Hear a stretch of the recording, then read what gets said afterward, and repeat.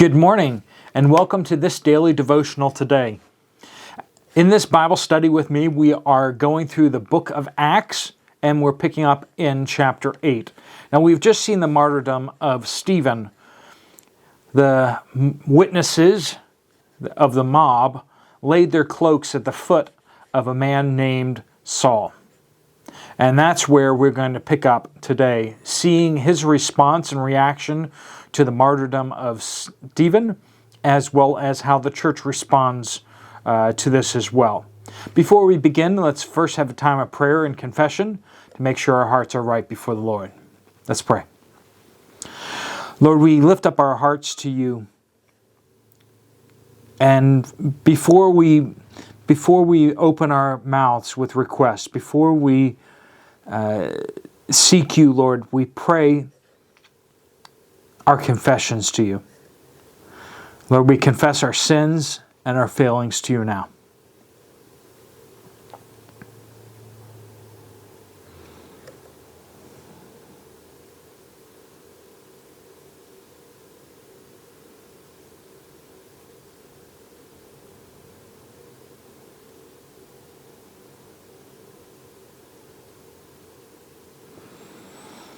Lord, we praise you that in Christ we find the forgiveness of our sins and are cleansed from all unrighteousness. Lord, open our hearts to what you have to say to us this morning. Help us to walk with you and to walk in the light. Lord, we pray all these things in Jesus' powerful name. Amen. We're in Acts chapter 8, starting in verse 1. Saul was in hearty agreement with putting him to death, speaking of Stephen. And on that day a great persecution began against the church in Jerusalem, and they were all scattered throughout the regions of Judea and Samaria, except the apostles. Some devout men buried Stephen and made loud lamentation over him. But Saul began ravaging the church, entering house after house, and dragging off men and women. He would put them in prison. Therefore, those who had been scattered went about preaching the word. Philip went down to the city of Samaria and began proclaiming Christ to them. The crowds with one accord were giving attention to what was said by Philip, as they heard and saw the signs which he was performing. For in the case of many who had unclean spirits, they were coming out of them shouting with loud voice, and many who had been paralyzed and lame were healed, so that there was much rejoicing in that city. So we see these two responses to the persecution. This great persecution comes upon the church. Some stay, and others are scattered. Now, I wouldn't say that some were more righteous than others, but it may just have been a sheer numbers thing. You just can't have that many people and hide. You can't keep a low-key profile and yet have thousands and thousands of people. So sending out many of the people to go preach in other places just makes sense.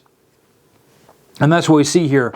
Philip the evangelist is going to be out preaching, and we're going to see some amazing things that happen because of that. But some stay, the apostles, and the rest are departing and scattered throughout the area preaching the gospel. But some things that we can kind of note here is that the great persecution comes and it causes the church to scatter. And Saul, he thinks he is doing God a favor by persecuting the Christians. He is doing this in this self-righteous fury, thinking that he is pleasing God by persecuting the believers. Verses 2 and 3, we see that there's the two responses to Stephen's martyrdom. Some devout men buried Stephen and made loud lamentation over him. But Saul began ravaging the church, entering house after house, and dragging off men and women. So we see Paul thinking he's doing this for God, and that's a warning to us. Whenever you think you're doing something for God, make awful sure that what you're doing is the right thing.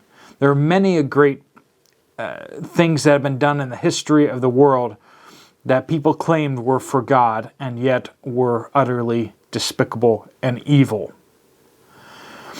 I'm not saying that you're going to go off and go murder tens of thousands of people in His name, but on the other hand, what things in your life are you doing that are not pleasing to God?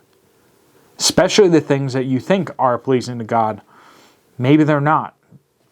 How many churches behave in such ways that are not pleasing to God when they meet? Right? How many people think that giving judgmental glances at people and looking down their long noses at others is somehow pleasing to God, and yet it is not loving, it is not gracious. So many things are done in order to please God that are not good. So Saul is responding to this by persecuting the church, but then we see others, devout men, who risked their own lives to bury Stephen's body and to loudly lament his passing. We can see the same incidents, we can see the same circumstances, and yet respond in completely different ways. We should give a lot of attention to where our mindset is, because our attitudes really do affect how we interpret the things around us. We can come into hard times, and it can either discourage us and break us, or it can drive us closer and deeper into God. We should be the latter kind. The ones who, in the more extreme times, are prepared to make more extreme sacrifices and to love more extremely, rather than those who become afraid and or do what is downright evil, like Saul was doing here. So some mourned Stephen, and others persecuted believers because of it. We must choose how we respond. In verses 4 through 8 here, we now see this introduction to Philip, and we have much to say there. So all the believers that were going out were preaching the word where they went. Now again, preaching is just teaching, but then you are saying that action needs to be taken. It's a teaching with an invitation, so to speak. Preaching and teaching can be very similar, but when you say, but this is what you must do, it's the application that makes it different. And so everyone is capable of that. You're able to present information to people and then say, hey, you need to do something with this. Are you willing to accept Jesus as your Lord and Savior today? So they're going out and they're preaching. The scattering of the believers means the scattering of the gospel. If we are faithful and we are convinced and we are walking with God, then we will find that the scattering, the pressure that comes upon us will not destroy us, but rather will make us stronger. Depending on your character. So the straw goes into the oven and is burnt up, but the brick goes into the oven and becomes harder. We must be the right people for when the trying times come. Many people these days see hard times coming, and the question is will they be times that break us or times that make us stronger? And we see that they're taking every opportunity to preach the gospel. Do we see every incident, everything that happens, is it an opportunity to share the gospel? When your car breaks down, do you share the gospel with your car mechanic? When you have to go to the store again, do you see it as an opportunity to reach someone there potentially? Are we seeing everything that we do as meeting people that need Jesus? And we desperately need to do that. To see that the Great Commission of God is not done, is not over, but rather it is something we should be living every day, in and out. And we see that Philip was performing signs and wonders through the power of the Holy Spirit. And it was astonishing to people. The work of God was astonishing people, and yet it doesn't distract from the power of the message. It's the truth that they were believing in. They were rejoicing at the signs and wonders, but they were believing in Jesus Christ, just as we can today. The greatest signs and wonders that we can see are changed lives, people's lives who have been dramatically changed by the gospel. Let me pray a prayer of blessing over you as you go. Today I am going to be going into surgery. I'll be going into surgery shortly as of when this video gets dropped. So I appreciate your prayers for me as well.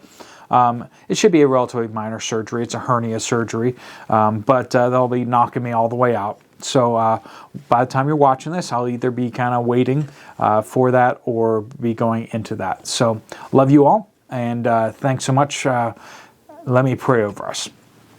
Lord God, we pray that we would see every opportunity as an opportunity to share the gospel with others. That we would not respond to things inappropriately. That we would already be the people that we need to be, so that when the trials and troubles come, that we will be made stronger and will be able to walk through it. Though we pray that you would empower us for the tasks of today. I pray for those who are struggling today, as that will be me as well. That we would cling closely to you, and that we would find in you all that we need. Lord, we pray all these things in Jesus' powerful name. Amen. Thanks so much for watching. If you want to check out another Bible study, there's a couple more right here on the screen. I'll see you over there, or I'll see you later. God bless you all.